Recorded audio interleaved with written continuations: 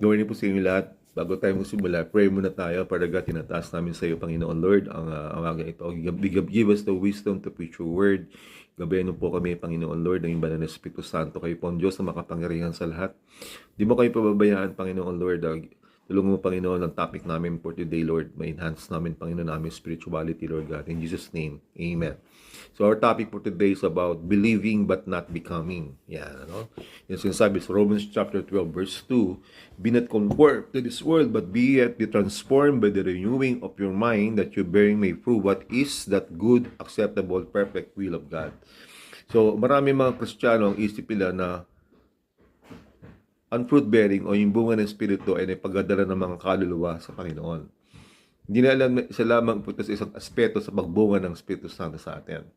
Jesus is portraying that a person must be Christ-like, yun ang sinasabi, bear fruit, or to be Christ-like, or simply that a Christian must manifest the good character of our Lord and Savior Jesus Christ. Yan, ano? So, ito yung sinasabi na it is a reflection of the likeness of Jesus. Kaya nga, ang tanong ko sa inyo, had you reflect the character and likeness of the Lord Jesus Christ? Yan, no? O hindi pa kayo mapalaya sa inyong lumang pagkatao o yung old self. Sabi nga the Bible that flesh and blood cannot inherit the kingdom of God. Therefore, a person must progress himself from being a physical being to become a spiritual being. So, ang flesh and blood hindi makakapasok sa kingdom kundi yung mga highly evolved beings.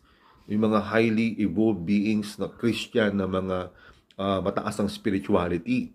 Yan, no? Kaya nga sabi ng Matthew 18 verse 3, verily I say unto you, except you be converted and become as little children, you shall never enter into the kingdom of heaven. Tingnan mo yun?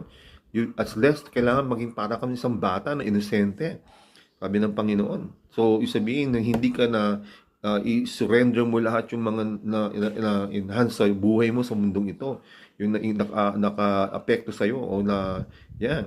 Sabi nga dito, bearing much fruit means that the ever-increasing likeness of Christ. Kailangan maging katulad tayo ni Lord.